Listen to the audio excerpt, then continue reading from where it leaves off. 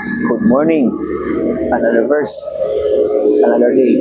So karong adlaw atong pag-iskutan kining panghitabo na pud na another hinog na pud sa Davao. So recently gahapon lang yun naghinog sa Davao, and bisan sa kagabi aftershock naabot ko diri ang feel na mo sa linog sa aftershock sa Bukidnon. And makita na to sa pusab sa mga video clips. Positive kayo gyapon kanay mga tao nga nagtawag sa Ginoo, tabang Lord please unong linog taluy mi Lord. Padali kay makita nato another gentle reminder sa tuang tanan. Kita man gud kadaghanan sa tuwa, we're really focusing kadaghanan sa tao, we're really focusing on things on this earth, on things in this world, career nato, sa ato ang investment nato, ato ang negosyo nato, sa mga properties nato, dito kaya taga-focus. And kabalo ba ta, na pwede na siyang mawala in just a single day, pwede na snap of a finger, pwede na siyang mawala, pwede na siyang mawala sa Ginoo sa atong tanan. Yes, of course, no? Kung kabalo ba mo sa kinabuhi, basa na to ang kinabuhi ni Job, in just a single day, gikuha ang tanan kang Job, no? Through Satan, no? Pinaagi ni Satan, gilap niya ang kinabuhi ni Job. Kaya just imagine, Job is a faithful servant of God. Pati na kinakita natin, in a single day, iyang mga negosyo, iyang mga family niya, iyang tanan niyang usay na niyang property nawala sa kadlaw lang. You know? And sa pag-usap, if it happens to Job, a faithful servant of God, and so also with us, pwede niya po na may tabo sa tuwa, no? And in the book of Job, chapter 9, verse 5, the scripture says, no? Which removed the mountains and they know not, which overturned them in His anger. Sa Bisaya pa siya nagabalhin sa mga bukid, wala sila masayod, siya ang nagabaliskad kanila diha sa iyang kasuko. Yes, earthquake could be a form of anger and wrath of God towards us. Consequence, discipline. Sa pag-usap, makita natin tungkol na sige panghimo nato, dili lang sa ato ang isikatao, apan bisan sa ato ang nature sa palibot, and bisan makita nato a reminder sa ato ang Ginoo sa ato ang tanan. Kaya kita manggod may ragyo kita nga magsitag pangayo sa Ginoo, sitag tawag sa Ginoo kay tay gusto mo tawag ta sa Ginoo sa panahon sa mga alinog, sa mga panahon na ay kalamidad, kasama kita sa Yahweh.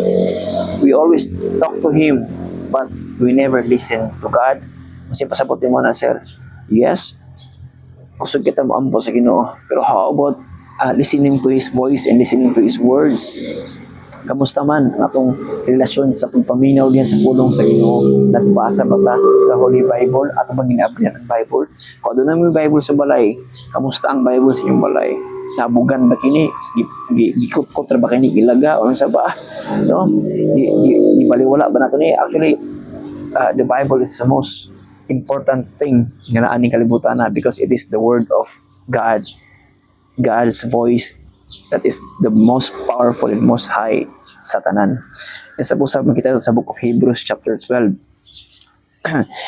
Ang iyang tingog kaniadto gisukad sa yuta apan siya nagasaad nga nagaingon sa makausapa, ako magapahugot dili lamang sa yuta kundi usab sa langit.